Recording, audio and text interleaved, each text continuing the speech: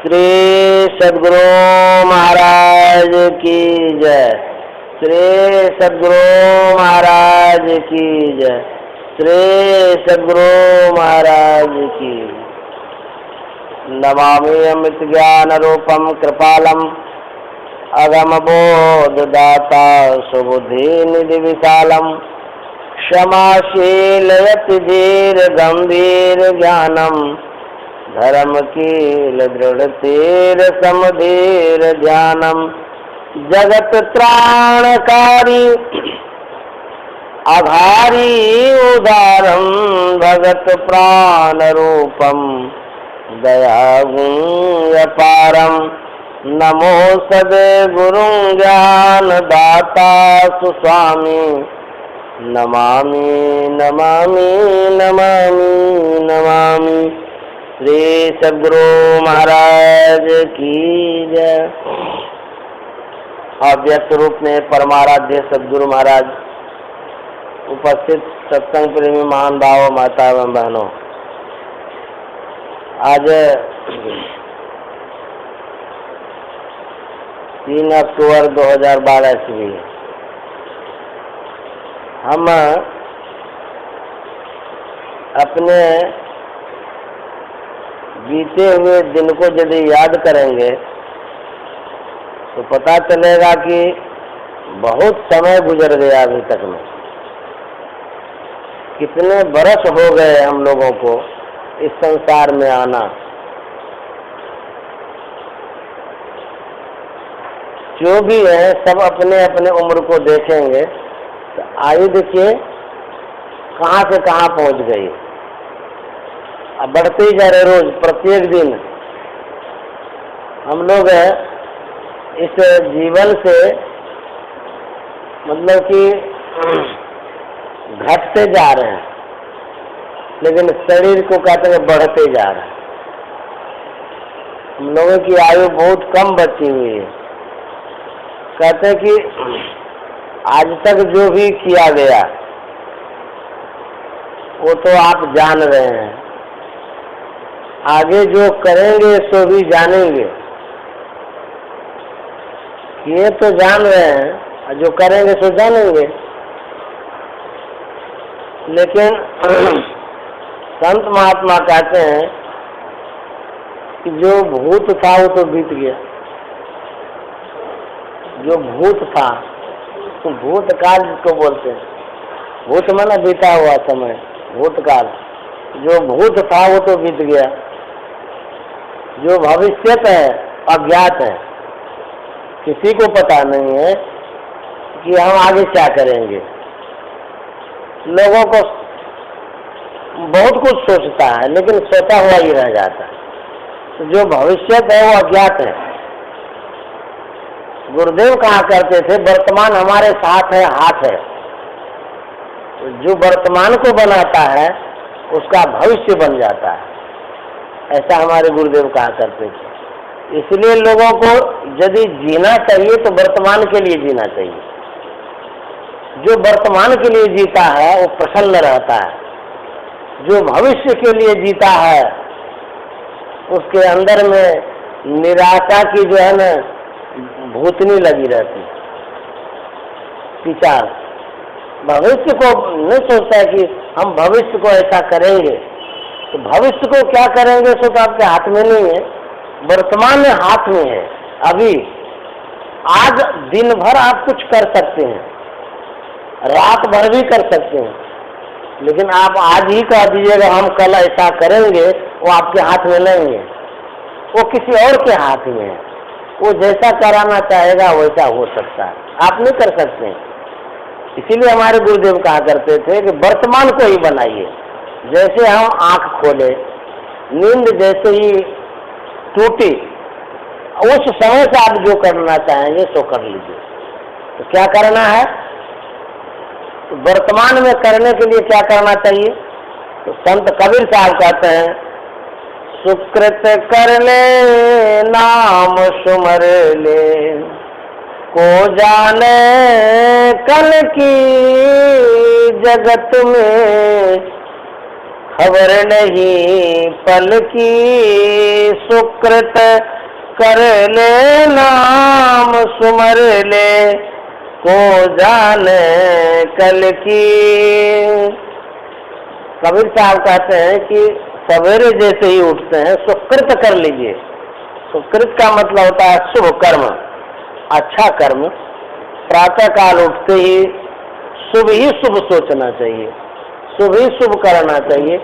प्रातः काल की जो बातें होती है वो समझ लीजिए वैसा ही दिन भर गुजरता रहता है, ऐसा लोग कहते हैं। तो सवेरे सवेरे क्या करना चाहिए, हमारे गुरु महाराज नियम बना दिए हैं। सबसे पहले उठिए, फ्रेश होकर के प्रार्थना करनी चाहिए प्रभु से। प्रभु से प्रार्थना इसलिए करनी चाहिए कि प्रभु से हमें शक्ति चाहिए, बल चाहिए, शौर्य चाहिए, ऊर्जा चाहिए, बुद्धि विवेक चाहिए, हम ताकि संसार में आगे बढ़ें। तो सर्व शक्तिमान कौन है? परमात्मा है, हमारे सद्गुरु हैं। तो परमात्मा से सवेरे प्रार्थना करनी चाहिए, तब आपके पास एनर्जी आएगी, शक्ति आएगी, पावर आएगा आगे बढ़ने के लिए।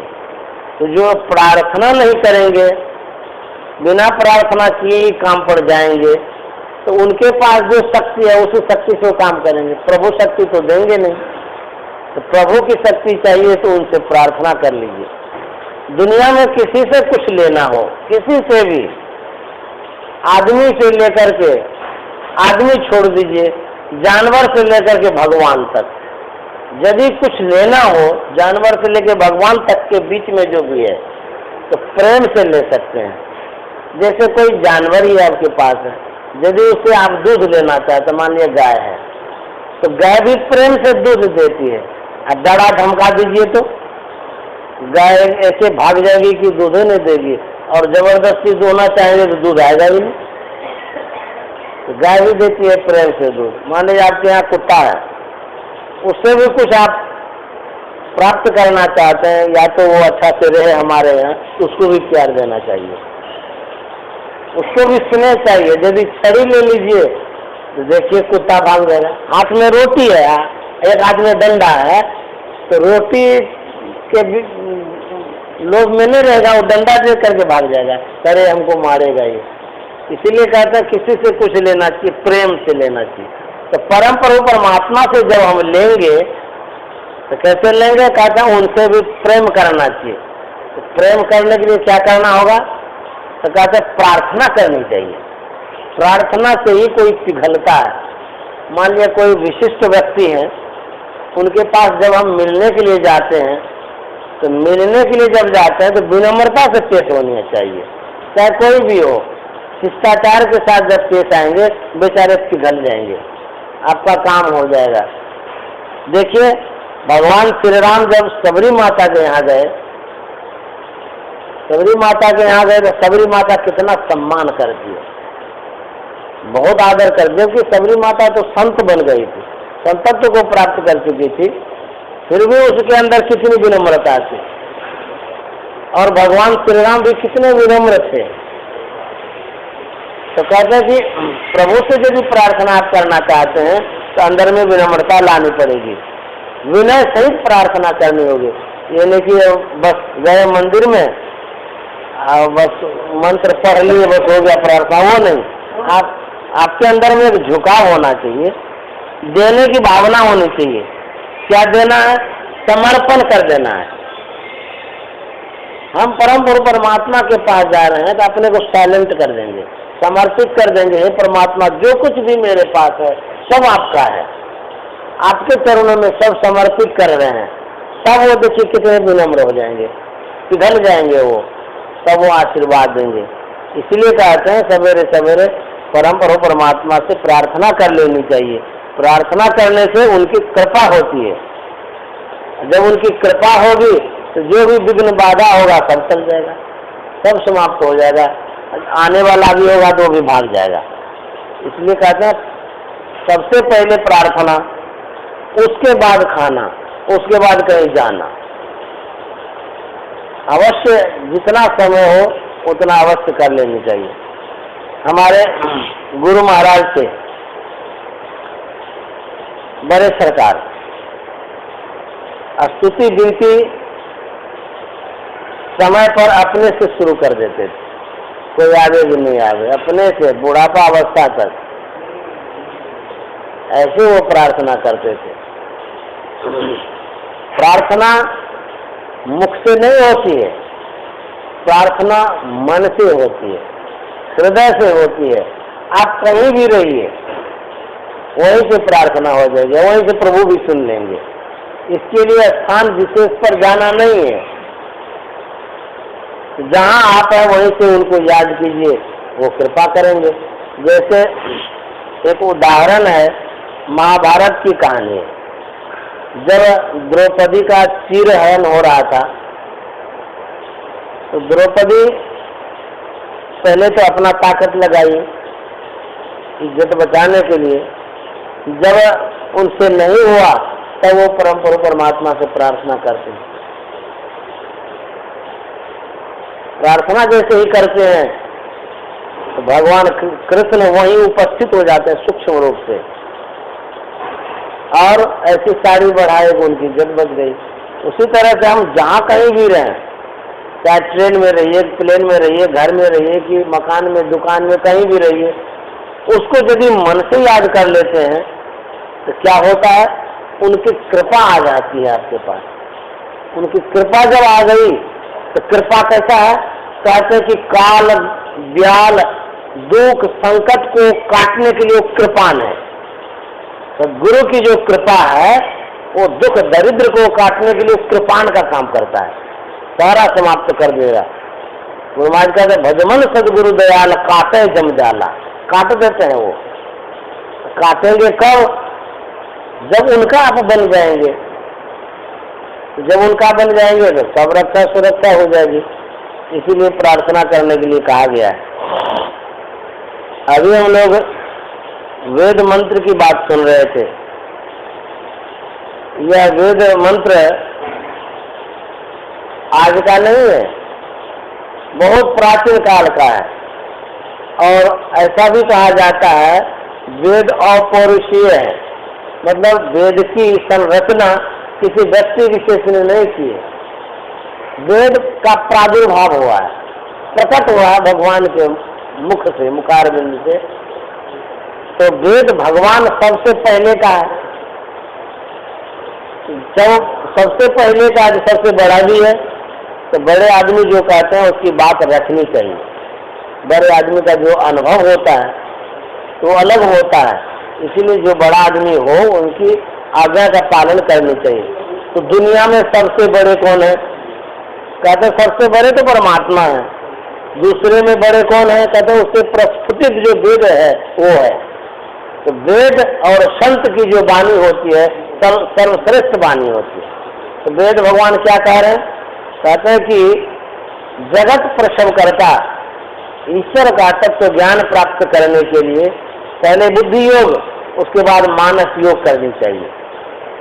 उनका आदेश है वेद भगवान का, जगत प्रसव करता, अर्थात इस संसार को बनाने वाले, सृष्टि के संरचना करने वाले जो सृष्टा है, परमात्मा है, भगवान है, कहते हैं उनको प्राप्त करने के लिए क्या करना होगा। कोई कह सकता है उनको क्यों प्राप्त करेंगे, अभी तो कहा गया इसलिए प्राप्त करना है कि वो सब कुछ देने वाले हैं, सर्व सामर्थ्यवान है, उनके पास क्या नहीं है, सब कुछ है। तो जब आपको सब कुछ चाहिए तो जो सर्व सामर्थ्यवान है उनको तो प्राप्त करना ही चाहिए। मान लिया जाए कोई आपके यहाँ बुजुर्ग आदमी है, सामर्थ्यवान है, तो उसको खुश करके रखना पड़ता है। नहीं खुश करके रखेंगे तो उससे कुछ मिलेगा ही नहीं। यदि खुश हो जाते हैं वो तो उनसे जो चाहिए सो मिल जाएगा। उसी तरह से परमात्मा सामर्थ्यवान है, प्रभु के पास सब कुछ है। यदि प्रभु से चाहिए तो प्रभु को प्रसन्न करिए। क्यों माता जी, सीधा सीधी बात है, इसमें क्या लगभग है। प्रभु से आपको कुछ चाहिए तो प्रभु को प्रसन्न रखिए, सब कुछ मिल जाएगा। तो जब तक प्रसन्न नहीं होंगे तो कुछ देंगे भी नहीं। तो परम प्रभु परमात्मा सामर्थ्यवान है, इसलिए कहते हैं उनको प्राप्त करना चाहिए, उनकी खोज करनी चाहिए। प्राप्त करने के लिए क्यों कह रहे हैं अप्राप्त है क्या? तो यदि कहेंगे वो तो सर्वव्यापक है, सब जगह है, सब में है, तो अप्राप्त भी नहीं है, लेकिन अप्राप्त है। अप्राप्त नहीं भी है भी। हमारे अंदर में वो परमात्मा है तो समझिए वो अप्राप्त है, अप्राप्त नहीं है। मतलब हमारे अंदर में परमात्मा है तो फिर कहेंगे हमारे अंदर जब है तो फिर उसको प्राप्त क्या करना है? लेकिन संत महात्मा कहते हैं आपके अंदर में है, लेकिन वह परमात्मा आवरणित है, ढका हुआ है, छिपा हुआ है, हम देख नहीं पाते इस नजर से। इसीलिए कहते हैं उसको प्राप्त करने के लिए करना क्या होगा? सबसे पहले बुद्धि योग। बुद्धि योग का मतलब होता है बुद्धि को जोड़ना, बुद्धि को जमा करना, बुद्धि का संग्रह करना। तो बुद्धि का योग करेंगे कैसे? कहते हैं बुद्धि योग का मतलब होता है सत्संग करना। जब सत्संग करेंगे बुद्धि जमा होगी। जैसे कोई व्यापारी व्यापार करता है तो धन जमा करता है, उसी तरह से कोई सत्संग करेगा तो बुद्धि जमा होगा। तो जिसको बुद्धि चाहिए वो सत्संग करे, चाहे किसी भी तरह का बुद्धि हो। दुनिया में कोई कहता नहीं अरे आपको बुद्धि नहीं है, नहीं कहता है। तो बुद्धि नहीं है तो फिर क्या करना है? कहते बुद्धि आपको चाहिए तो सत्संग करिए। कहते बिनु सत्संग विवेक न होई, राम कृपा बिनु सुलभ न सोई। कहते बुद्धि कैसे होती है? कहते सत्संग से होती है। जब तक सत्संग नहीं करेंगे तो बुद्धि होगी नहीं। परिमार्जित बुद्धि, परिशुद्ध बुद्धि, पवित्र बुद्धि, यदि ऐसा चाहिए तो कहता सत्संग करना होगा। तो सत्संग करेंगे तब बुद्धि होगी। किसी के भी पास बुद्धि यदि नहीं हो, कोई भी A to Z सबके लिए कह रहे, यदि बुद्धि नहीं है तो उसको कह दिए तुम सत्संग करो, देखिए धीरे धीरे बुद्धि हो जाएगी। सत्संगी जो हम लोगों के हैं, पढ़े लिखे नहीं भी हैं, सत्संग करते करते करते करते करते उनके पास इतनी बुद्धि जमा हो जाती है, आपको बढ़िया से समझा देगा संत वाणी। इसीलिए जिस किसी भी वस्तु को आप प्राप्त करना चाहते हैं तो प्राप्त करने के पहले आपको चाहिए बुद्धि। क्यों? मान लीजिए कोई फल प्राप्त करना चाहता है, बुद्धि यदि नहीं रहे तो गाछ के पास जाएंगे, फल लगा हुआ है, विवेक नहीं है तो कैसे वो तोड़ेगा? कोई गाछ को हिलाने लगेगा, तो हिलाने से खूब मोटा गाछ होगा तो गाछ हिलेगा भी नहीं, उसकी बुद्धि ही नहीं काम कर रही है। और बुद्धि ही दुनिया में सब कुछ है। एक वकील है, एक बात वो बोल देता है, कहता है दिमाग खुल गया, आपने जो पॉइंट बताया ना, क्या कहना है, इससे तो हमारा सारा काम सुलभ हो गया। नहीं बोलता है तो कोई भी काम उलझा हुआ है, कोई पॉइंट बता देता है। जैसे मान लीजिए घर मकान का ही काम हो रहा है, कोई इंजीनियर दिमाग सेट नहीं कर रहा उसका, उसको बोलेगा इतना इतना का कॉलम दे दीजिए, देखेगा लोड ले लेगा। हाँ अरे ये तो हमारे दिमाग में नहीं आया। तो वही कहते हैं वही बुद्धि है। तो यदि बुद्धि चाहिए तो कहते हैं सत्संग करना पड़ेगा, और बुद्धि नहीं चाहिए तब मत कुछ करिए। और तुलसीदास जी महाराज कहते हैं कि मति की रति गति भूति भलाई, जब जय जतन जहाँ जय पाई, सो जानव सत्संग प्रभावो, लोको वेद न आनु पाओ। कहते हैं जिनको अच्छी बुद्धि चाहिए, जो कीर्ति चाहते हैं, यश चाहते हैं, जो विभूति चाहते हैं, धन चाहते हैं, और अंतिम में सदगति चाहते हैं कि हमारी जो मृत्यु हो अच्छी हो, तो क्या करना पड़ेगा? ये तुलसीदास जी महाराज की वाणी है, सो जानव सत्संग स्वभावो।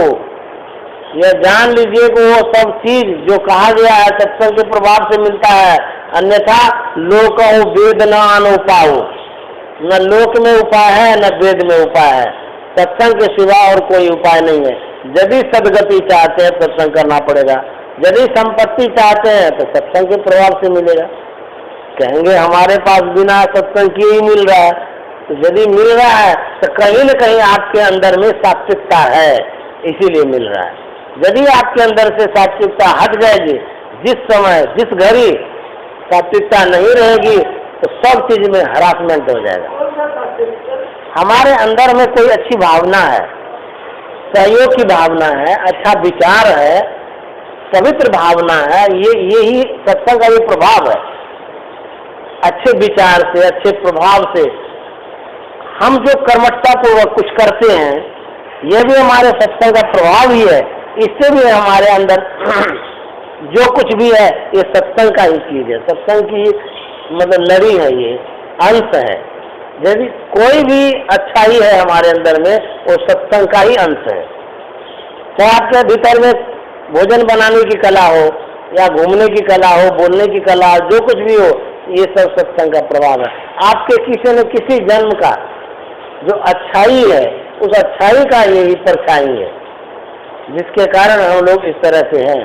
और संत महात्मा कहते हैं यदि इसमें और प्रौढ़ता लाना चाहते हैं, मजबूती लाना चाहते हैं, दृढ़ता लाना चाहते हैं, तो कहते हैं सत्संग करिए। अभी गुरु महाराज की वाणी में हम लोग सुने कि नित्य प्रति सत्संग कर ले प्यारा, तेरा कार सरे सारा। नित्य प्रति सत्संग कर ले प्यारा। गुरु महाराज अपने अनुभव की वाणी में कह रहे हैं, अरे प्यारे, कितना प्यार से बोलते हैं गुरु महाराज, कितना मान सम्मान के साथ बोलते हैं। नित्य प्रति सत्संग कर ले। यदि रोज सत्संग करेंगे तो कहते तेरा कार्य सरे सारा, जो भी कार्य है वो कार्य बनेगा, बन जाएगा सत्संग करेंगे तो। सारे कार्य का निर्णय करके धर चेतन धारा।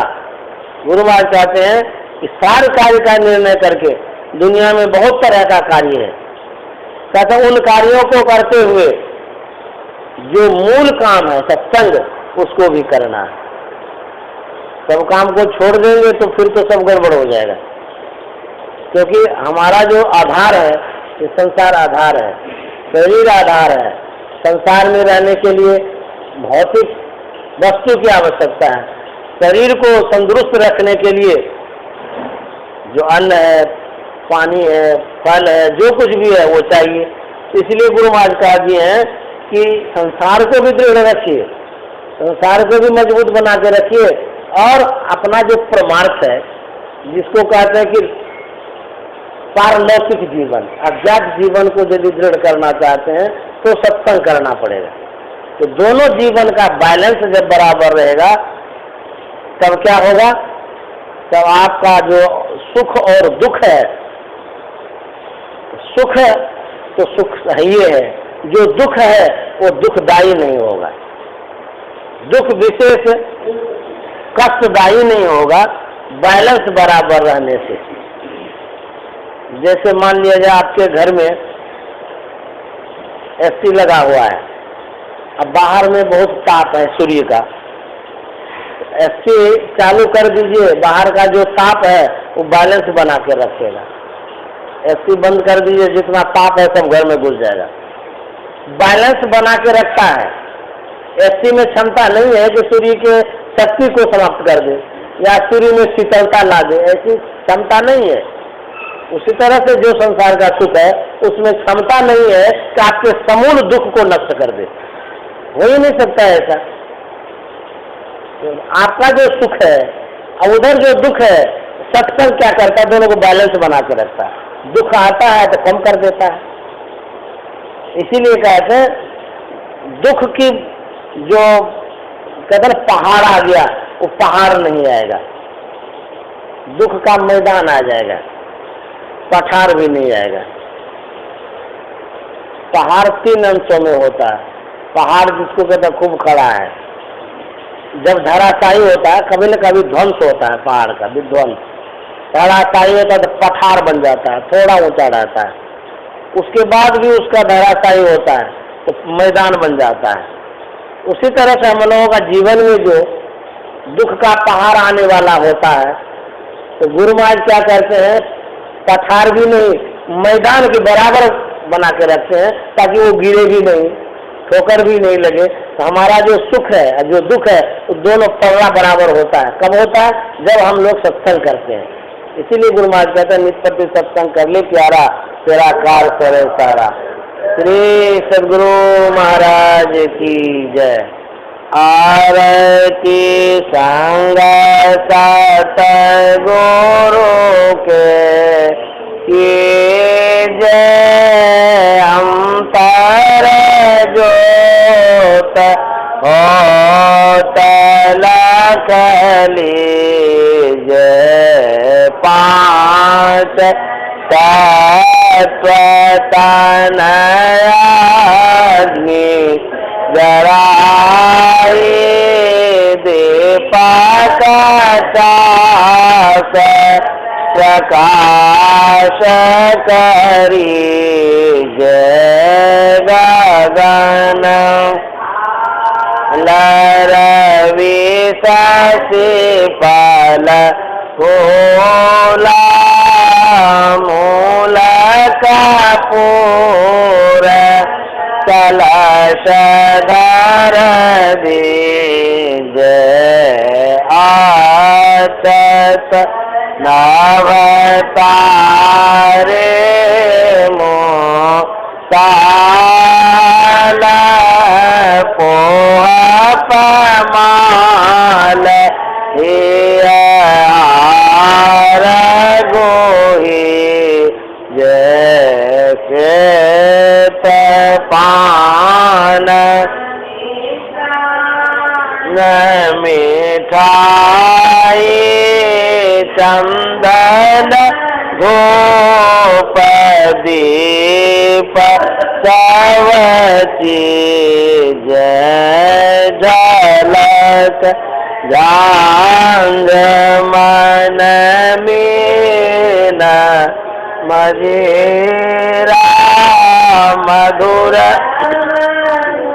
रधुनि मृदंग सुने जय सर्व सुगंध उड़ी चले आकाश मधुकर कमल केले दोने दे जय निरमल जो सजरत घट माही देखा दृश्य दोष जय आधार धार अमृत बही आवे सतमत द्वार अमर जय पी हो यशोरत मत वाले चढ़ी चढ़ी ओमगी अमीरा सरी जय कोट बान छवि तेज उजाले आलक पार लखीला गलगी जय छिन छिन तयाधार पर राखे गुरु पर